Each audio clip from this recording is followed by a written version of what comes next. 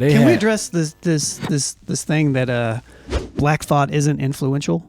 I think we should. Because I've heard people say this many times in the last couple of days that Black Thought isn't influential, and I don't understand where they're really coming from, because I understand how he gets overlooked because he's in a band, but he was. I mean, the Roots.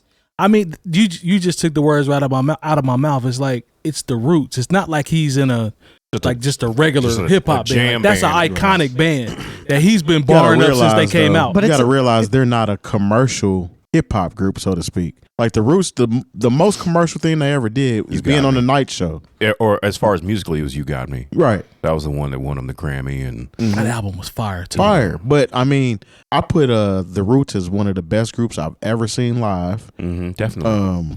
Their music, Black Thought doesn't have a whack verse. I've never heard in one. 30 years at least. Yeah, doesn't have a whack verse. If y'all can find one in the comments, post it.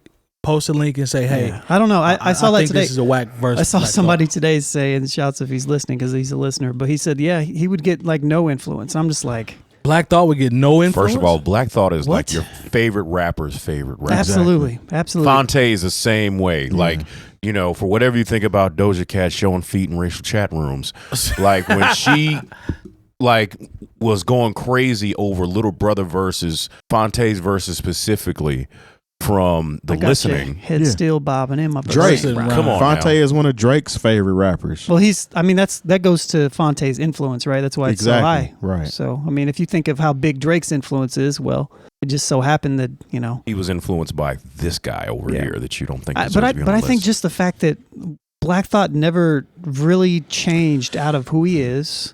True. He's in arguably the biggest hip hop band ever. I don't think there is another hip hop band that's bigger. I mean, than he them. is in the biggest hip hop band. I don't see if there's any, and they've been around for. They're on Jimmy Fallon every night. There's that too, right? Yeah. That just takes it through the roof. And everybody who is that you know, you're never going to hear anybody that's a rapper downplay Black Thought. No, you're not. Because you it's can't. more so consumers that don't really listen to him or aren't into him. Like, for example, when I went to the Jazz Fest in Cincinnati, the Roots were one of the groups that performed. Nobody was really paying attention to when the Roots were on stage, other than like me and my brother was like, are y'all serious? Yeah. Like, that's Black Thought and Questlove and them down there. Yeah. And nobody really cared. They was talking and stuff all through his set. But I mean, that just goes to show that a lot of the goodness is masked by the filtered down stuff, because that's what you hear mostly.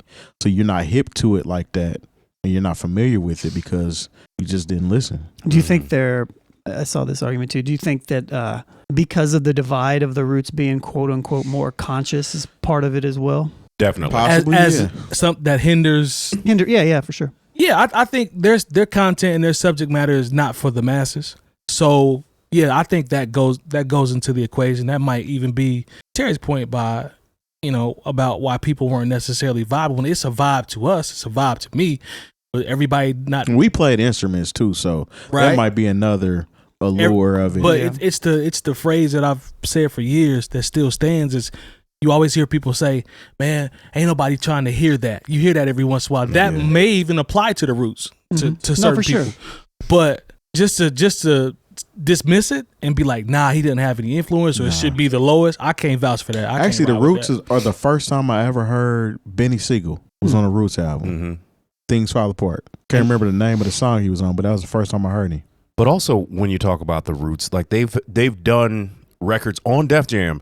Like I remember when Game Theory came out. Yeah, and I was just like, when it came out, I just couldn't get into it. And then I listened to it like when it wasn't like it came out like during the summer or something. I was like, this ain't no summer album, right? I had to wait for they drop fall vibe leaves to they hit really the do ground. Yeah. But of course, records like How I Got Over and Undone, and Then You Shoot Your Cousin. These are not things we're like, hey, we got a single coming up from the Roots. We can play right next to whatever is hot right now. Like these are Cody Chestnut, the single off there, or was that Phrenology? That was on Phrenology. Phrenology. Yeah.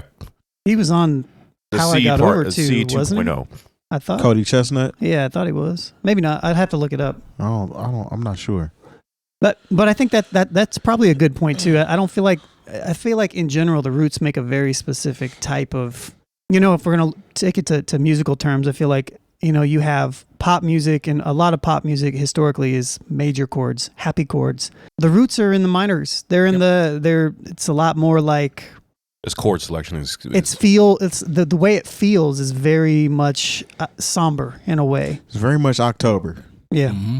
So So I can see that if you don't like that style of music, or it takes you to a place like that, then I guess that would make sense too. But I don't think there's any denying how great he is, especially when he goes and he's dropped like 3 or 4 projects in the last handful of years. Yeah, just the most recent was the Danger Mouse joint, Danger right? Mouse, Salam Remy. Didn't he do one with Ninth Wonder too? Or am I thinking? I don't know. Maybe I'm. Did he and Ninth?